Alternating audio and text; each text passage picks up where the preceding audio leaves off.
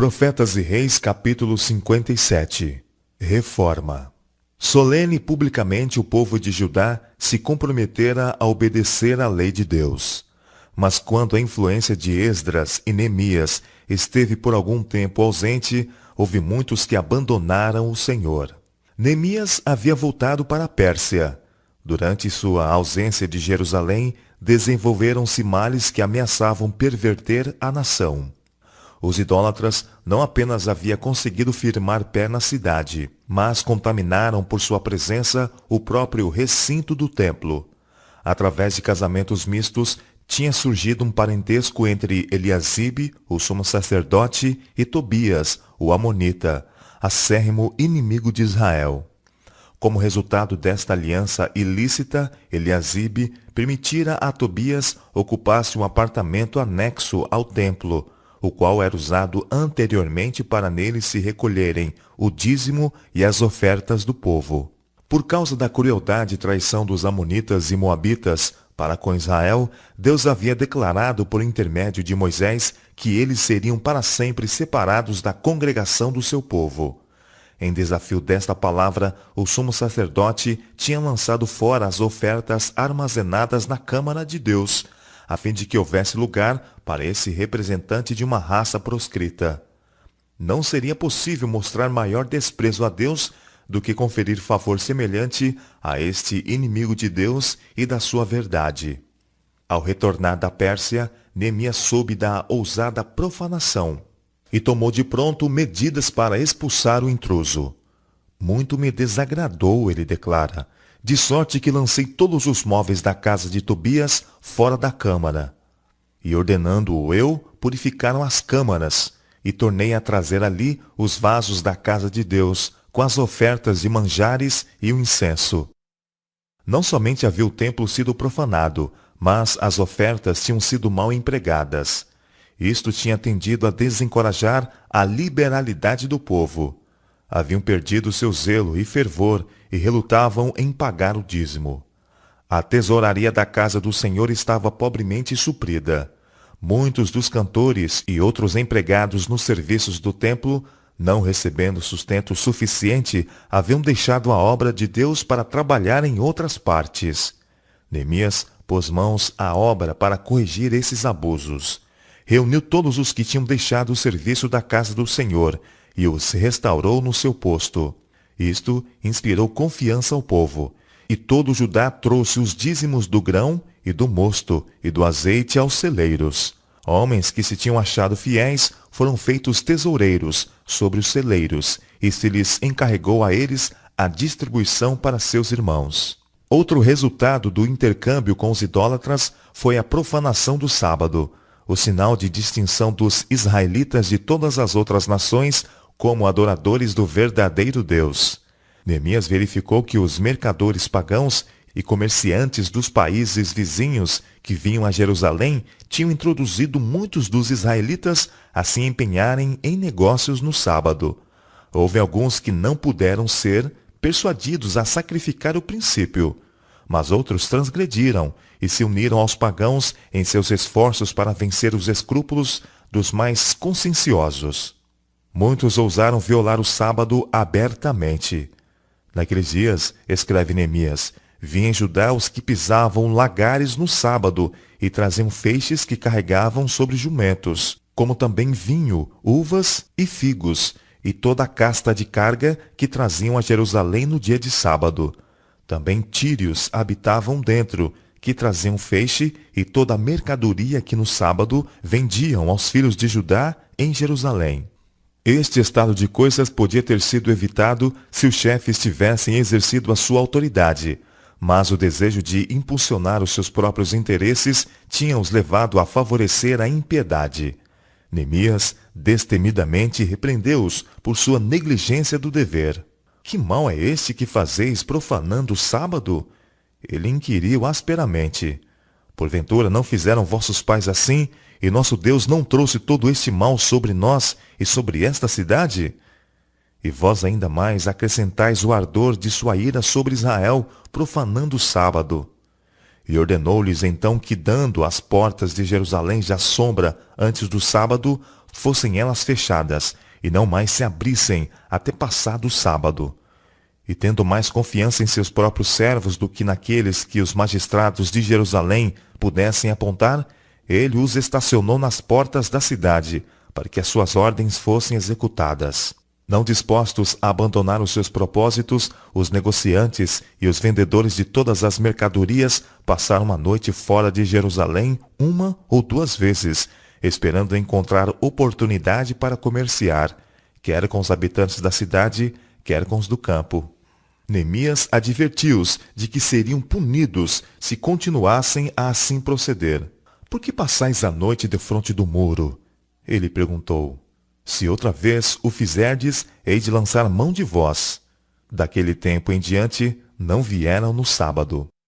Também ele mandou aos levitas que guardassem as portas, sabendo que imporiam mais respeito que o povo comum, pois que de sua íntima relação com o serviço de Deus, era razoável esperar que seriam mais zelosos em exigir obediência à sua lei.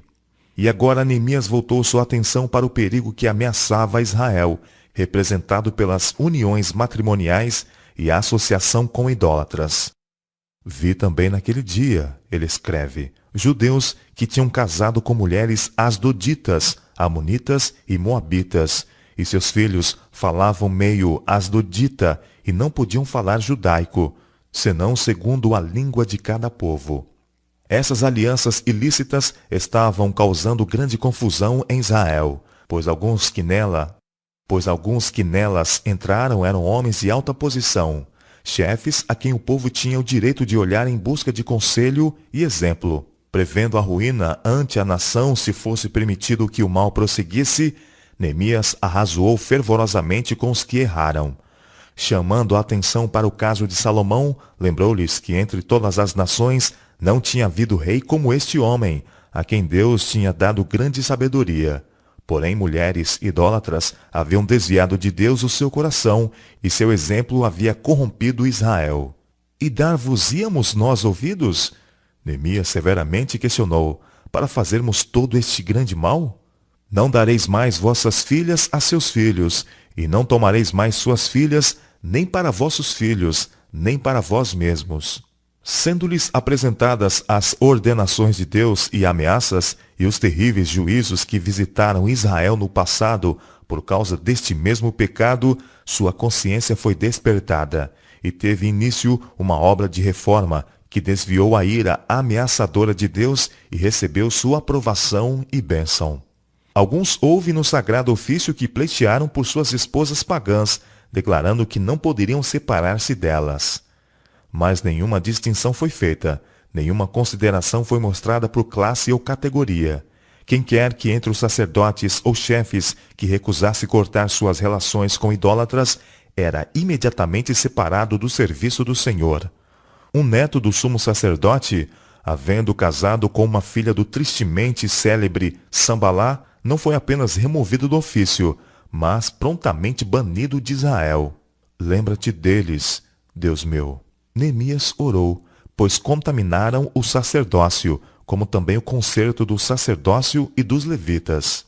Quanta angústia de alma esta necessária severidade custou ao fiel obreiro de Deus. Somente juízo revelará. Houve uma constante luta com elementos opositores, e somente com jejum, humilhação e oração o progresso foi conseguido. Muitos que tinham casado com idólatras escolheram acompanhá-las ao exílio, e a estes, juntamente com os que tinham sido expulsos da congregação, uniram-se os samaritanos. Nesta direção, alguns que tinham ocupado altos postos na obra de Deus encontraram seu caminho, e depois de algum tempo lançaram sua sorte com eles. Desejando fortalecer esta aliança, os samaritanos prometeram adotar mais amplamente a fé e os costumes judaicos, e os apóstatas, determinados a superar seus antigos irmãos, erigiram um templo no Monte Gerizim, em oposição à casa de Deus em Jerusalém. Sua religião continuou a ser um misto de judaísmo e paganismo, e sua pretensão de ser povo de Deus foi uma fonte de cisma, emulação e inimizade entre as duas nações de geração a geração. Na obra de reforma a ter lugar hoje, há necessidade de homens que, como Esdras e Neemias, não obscureçam ou desculpem o pecado, nem se esquivem de vindicar a honra de Deus.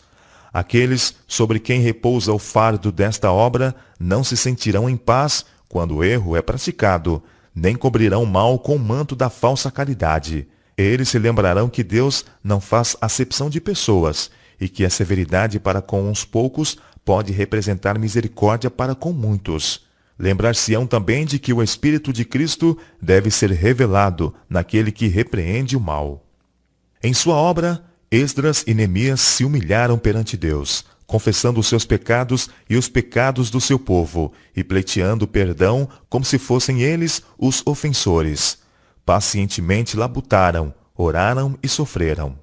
O que tornou mais difícil a sua obra não foram as hostilidades abertas dos pagãos, mas a oposição secreta de pretensos amigos, que, colocando a sua influência a serviço do mal, aumentaram 10 vezes o fardo dos servos de Deus. Esses traidores forneceram os inimigos do Senhor com material para ser usado em sua guerra contra o seu próprio povo.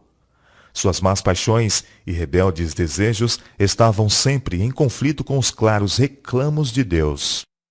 Os sucessos que acompanharam os esforços de Neemias mostram o que a oração, fé e ação sábia e enérgica podem realizar. Neemias não era sacerdote, não era profeta, não fez praça de altos títulos. Ele era um reformador surgido para um importante tempo. Seu alvo era pôr o seu povo em harmonia com Deus.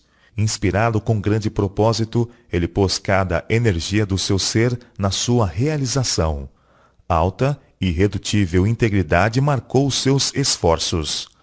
Ao entrar em contato com o mal e a oposição ao direito, tomou posição tão determinada que o povo foi despertado para trabalhar com vivo zelo e coragem. Eles não podiam mais que reconhecer sua lealdade, seu patriotismo e profundo amor a Deus. E vendo isto, sentiram-se desejosos de segui-lo aonde ele os levasse. Diligência numa atividade apontada por Deus é uma importante parte da verdadeira religião. Os homens deviam apoderar-se das circunstâncias como sendo instrumentos de Deus com que executar a sua vontade. A ação pronta e decisiva no tempo certo alcançará gloriosos triunfos, ao passo que delonga e negligência resultam em fracasso e desonra para Deus. Se os líderes na causa da verdade não mostram zelo, se são indiferentes, vagos, a igreja será descuidada e indolente e amante dos prazeres. Mas se são cheios de santo propósito para servir a Deus e a Ele somente, o povo será unido, esperançoso. A Bíblia se sobressai em contrastes vivos e evidentes. O pecado e a santidade são postos lado a lado, para que, considerando-os, possamos fugir de um e aceitar o outro. As páginas que descrevem o ódio, a falsidade e traição de Sambalá e Tobias descrevem também a nobreza, devoção e altruísmo de Esdras e Neemias. Somos deixados livres para escolher a quem queremos imitar. Os terríveis resultados da transgressão das ordenanças de Deus são postos em contrastes com as bênçãos da obediência. Nós mesmos devemos decidir se queremos sofrer as consequências de um ou desfrutar o gozo do outro.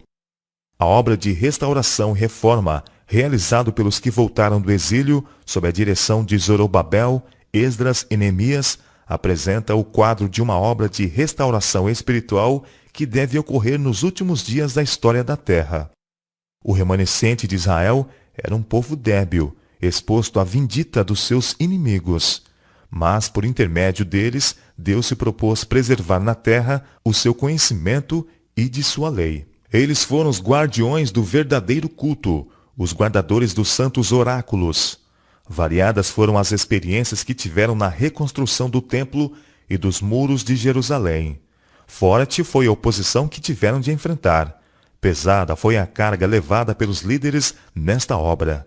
Mas esses homens prosseguiram com inamovível confiança, com humildade de espírito e firmemente estribados em Deus, crendo que ele levaria sua vontade ao triunfo. Como o rei Ezequias, Neemias se chegou ao Senhor e não se apartou após ele, e guardou os mandamentos que o Senhor tinha dado. Assim foi o Senhor com ele. 2 Reis, capítulo 18, versos 6 e 7. A restauração espiritual de que a obra levada a efeito nos dias de Neemias era um símbolo é esboçada nas palavras de Isaías. Edificarão os lugares antigamente assolados, e restaurarão os de antes destruídos, e renovarão as cidades assoladas. E os que de ti procederem edificarão os lugares antigamente assolados, e levantarás os fundamentos de geração em geração, e chamar-te-ão reparador das roturas, e restaurador de veredas para morar. Isaías capítulo 61, verso 4 e capítulo 52, verso 12.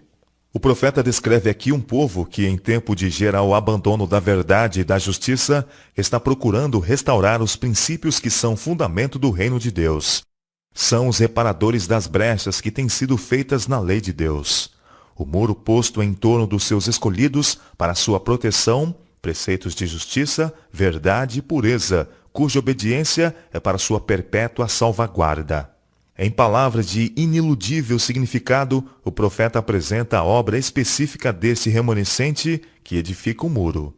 Se desviares o teu pé do sábado e de fazer a tua vontade no meu santo dia, e se chamares ao sábado deleitoso, o santo dia do Senhor, digno de honra, e o honrares não seguindo os teus caminhos, nem pretendendo fazer a tua própria vontade, nem falar as tuas palavras, então te deleitarás no Senhor, e te farei cavalgar sobre as alturas da terra, e te sustentarei com a herança do teu pai Jacó, porque a boca do Senhor o disse.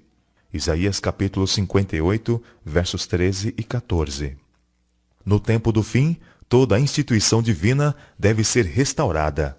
A brecha feita na lei, quando o sábado foi mudado pelo homem, deve ser reparada. O remanescente de Deus, em pé diante do mundo como reformadores, deve mostrar que a lei de Deus é o fundamento de toda reforma perdurável e que o sábado do quarto mandamento deve permanecer como memorial da criação, uma lembrança constante do poder de Deus. De maneira clara e distinta, devem apresentar a necessidade de obediência a todos os preceitos do Decálogo. Constrangidos pelo amor de Cristo, devem cooperar com ele na reconstrução dos lugares assolados. Devem ser reparadores das roturas e restauradores de veredas para morar.